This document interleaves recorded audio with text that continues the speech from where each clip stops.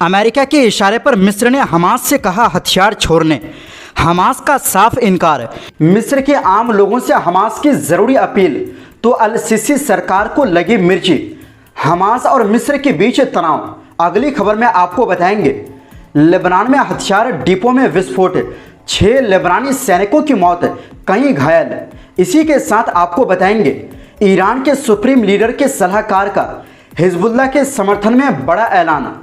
हथियार छोड़ दिया तो लेबनान को कौन बचाएगा। साथ में एक और ऐलान, काकेशस में अमेरिकी कॉरिडोर को रोकेगा ईरान, रूस साथ दे या ना दे। और इसी के साथ नागासाकी में परमाणु हमले की 80वीं वर्षगांठ पर शहर के मेयर ने दी फिर से परमाणु युद्ध की चेतावनी। दोस्तों खबरें काफ़ी इंपॉर्टेंट है, उससे पहले आपसे एक छोटी सी गुजारिश है, अगर चैनल में पहली बार आए हैं तो सब्सक्राइब ज़रूर कर लीजिए। तो चलिए बात करते हैं खबरों की। दोस्तों काहिरा और फ़िलिस्तीनी संगठन हमास के रिश्तों में फिर से तनाव बढ़ गया है। मिस्र ने हाल ही में हमास से कहा है कि वो अपने हथियार जमा कर दे और गाज़ा से लड़ाकियाँ हटा ले। हमास ने इस मांग को सख्ती से ठुकरा दिया है। मिडिल ईस्ट आई के मुताबिक अप्रैल के आखिर में मिस्र ने दोहा में हमास नेताओं को ये संदेश दिया। मिस्र का ये रुख अमेरिका और कुछ अहम अरब देशों के दबाव में आया है। 29 जुलाई को मिस्र, सऊदी अरब, कतर, तुर्की और अरब लीग ने न्यूयॉर्क डिक्लेरेशन का समर्थन किया। इसमें साफ लिखा है कि हमास को गाज़ा का कंट्रोल फ़िलिस्तीनी अथॉरिटी को देना होगा और हथियार सौंपने होंगे। ये वही शर्त है जो इज़राइल और अमेरिका लंबे समय से रख रहे हैं। पहले मिस्र चाहता था कि हमास का हथियार छोड़ना एक बड़े राजनीतिक समाधान का हिस्सा हो जिसमें इज़राइली कब्जा का अंत भी शामिल हो। काहिरा इस बात के खिलाफ था कि फ़िलिस्तीनी राज्य बनने से पहले हमास से हथियार छीनने की कोशिश हो। और मिस्र ने अमेरिका से साफ कहा था कि ये उम्मीद करना गलत है कि इज़राइल जो लड़ाई में नहीं कर पाया वो राजनीति से हासिल कर लें।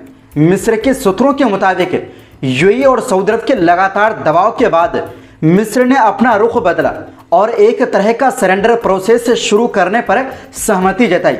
ये बदलाव गाज़ा में बिगड़ते मानवीय हालात और कूटनीतिक बातचीत की नाकामी के बीच आया। दोस्तों मिस्र को खास चिंता है कि इज़राइल गाज़ा की आबादी को जबरन उत्तरी सिनाई भेजने की कोशिश कर रहा है। रफा बॉर्डर के पास आधा मिलियन से ज़्यादा लोगों के लिए एक बड़ा टेंट कैंप बनने की खबरों ने आलोचना तेज कर दी है।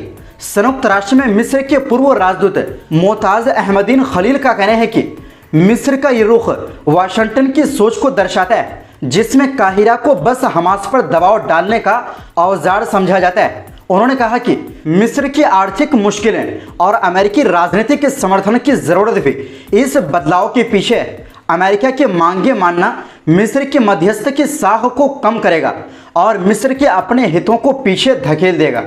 दोस्तों जुलाई के आखिर में दोहा में मौजूद हमास के नेता खालिद अल हय्या ने एक भाषण में मिस्र की जनता और नेताओं से गाज़ा की नाकाबंदी तोड़ने की अपील की। उन्होंने कहा, क्या आपके भाई गाज़ा में भूख से मर जाएं जबकि वो आपकी सरहद के ठीक उस पार है। रफा बॉर्डर खोलिए। उन्होंने हवा से गिराए जा रहे राहत पैकेट्स को दुखद मजाक बताया और राफा क्रॉसिंग के बंद होने की आलोचना की। हय्या के भाषण पर काहिरा ने कड़ी प्रतिक्रिया दी। मिस्र के अधिकारियों को लगा कि ये सरकार को गाज़ा की भूखमरी के लिए दोषी ठहराने और जनता को भड़काने की कोशिश है। इसके बाद मिस्र के सरकारी और समर्थक मीडिया ने हमास के खिलाफ तेज मुहिम छेड़ दी। कुछ ने इसे बेहद खतरनाक बताया तो कुछ ने हमास से माफ़ी मांगने की अपील की। हमास के एक सूत्र ने कहा कि हय्या का संदेश सिर्फ भाईचारे और उम्मीद में था, न कि उकसावे के लिए। उनका कहना था कि गाज़ा की हालत और बातचीत की पूरी नाकामी के बीच अब मिस्र ही आखिरी दरवाज़ा है जिस पर दस्तक दी जा सकती है। वहीं दूसरी ओर दोस्तों लेबनान की सेना ने बताया कि शनिवार को दक्षिण लेबनान में हथियारों के गोदाम में धमाका हो गया जिसमें 6 सैनिक मारे गए और कई घायल हो गए। ये हादसा तायर के तटीय जिले में वाडी जिवकीन इलाके में हुआ। सेना ने कहा कि धमाके का कारण पता लगाने के लिए जांच जारी है।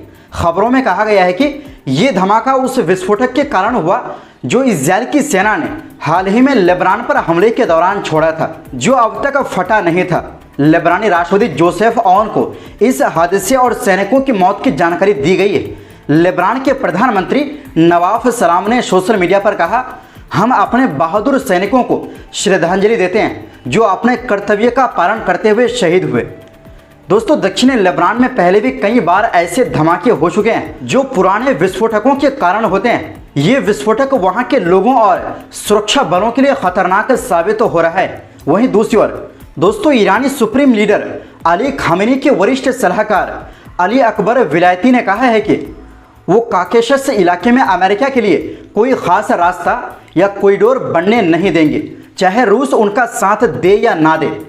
दोस्तों, ये रास्ता असल में अजरबैजान को उसकी एक अलग जगह नखी चांद से जोड़ने के लिए बनाया जा रहा है। इसकी घोषणा अभी 8 अगस्त को व्हाइट हाउस में हुई थी, लेकिन ईरान इसे अपनी सुरक्षा और इलाके की शांति के लिए खतरा मानता है। विलायती ने बताया कि ये रास्ता न केवल व्यापार के लिए है, बल्कि इसके पीछे राजनीतिक साजिश है जिससे उनके पड़ोसी देश आर्मेनिया का नुकसान होगा और क्षेत्र के नक्शे बदल जाएंगे। ईरान को डर है कि इससे न केवल उनके पड़ोसी आर्मेनिया का बंटवारा हो सकता है, बल्कि नाटो देशों की ताकतें उनके और रूस के बीच घुस सकती है। ईरान चाहता है कि इस इलाके में रूस हो या ना हो, वो अपनी सुरक्षा का पूरा ध्यान रखेगा और इस तरह के रास्तों को बनने से रोकेगा। वहीं विलायती ने लेबनान की हालत की घटनाओं की तरफ ध्यान दिलाते हुए कहा कि हिजबुल्लाह के हथियार खत्म करने की चर्चाएं पहली बार नहीं हो रही। उन्होंने कहा, पिछली बार भी ऐसी साजिशें नाकाम रही और इस बार भी सफल नहीं होंगी। उन्होंने जोर देते हुए कहा कि हिजबुल्लाह ने लेबनान को इजरायली आक्रमण से मजबूत तरीके से बचाया है। विलायती ने सवाल उठाया कि क्या लेबनान की सरकार को अपने देश और लोगों की सुरक्षा की कोई चिंता है जबकि वो ऐसी योजनाएं पेश कर रही है। उन्होंने चेतावनी दी कि अगर हिजबुल्लाह अपने हथियार छोड़ देता है तो कोई भी लेबनानी लोगों की जान माल और इज्जत की रक्षा नहीं कर पाएगा। उन्होंने कहा कि अमेरिका और इजराइल कभी भी लेबनान में दूसरा अल जुलानी नहीं बना पाएंगे। ईरान हिजबुल्लाह के हथियार खत्म करने के खिलाफ है क्योंकि ईरान हमेशा से लेबनानी लोगों और प्रतिरोध का समर्थन करता आया है और आगे भी करेगा। वहीं दूसरी ओर दोस्तों, नागासाकी के मेयर शेरू सुजुकी ने शनिवार को परमाणु युद्ध के बढ़ते खतरे के बारे में गंभीर चेतावनी दी। ये दिन अमेरिका द्वारा नागासाकी पर परमाणु बम गिराए जाने की 80वीं सालगिरह के रूप में मनाया गया। मेयर सुजुकी ने कहा कि आज की दुनिया विरोध और टकराव के भयंकर चक्र में फंसी हुई है और ये मानवता के लिए एक बड़ा खतरा बन गया है। उन्होंने बताया कि ये खतरा अब हम सभी के लिए बहुत करीब आ गया है। इस मौके पर जापान के प्रधानमंत्री शिगेरू इशिबा ने भी कहा कि जापान कभी भी परमाणु हथियारों का निर्माण, उपयोग या उनकी अनुमति नहीं देगा। उन्होंने वादा किया कि जापान दुनिया को परमाणु युद्ध और हथियारों से मुक्त करने की कोशिशों में आगे रहेगा। दरअसल 9 अगस्त 1945 को अमेरिका ने नागासाकी शहर पर प्लूटोनियम बम फैट मैन गिराया था। इससे पहले ही हिरोशिमा पर पहला परमाणु बम गिराया गया था और नागासाकी पर बमबारी में लगभग 74,000 लोगों की जानें चली गई थी। दूसरे विश्व युद्ध के अंत का रास्ता खोलते हुए जापान ने 15 अगस्त 1945 को आधिकारिक रूप से आत्मसमर्पण कर दिया था, यानी सरेंडर कर दिया था। दोस्तों, इस बार नागासाकी के पीस पार्क में हुए समारोह में 94 देशों और क्षेत्रों के प्रतिनिधि शामिल हुए। पिछले साल ये संख्या 100 थी।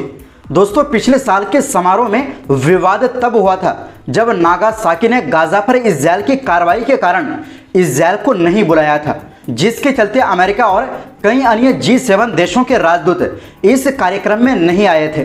तो दोस्तों, फिलहाल के लिए इस रिपोर्ट में बस इतना ही। ऐसी ही मध्य पूर्व और दुनिया भर की खबरें देखने के लिए चैनल को सब्सक्राइब जरूर करें। बहुत बहुत शुक्रिया। खुदा हाफिज।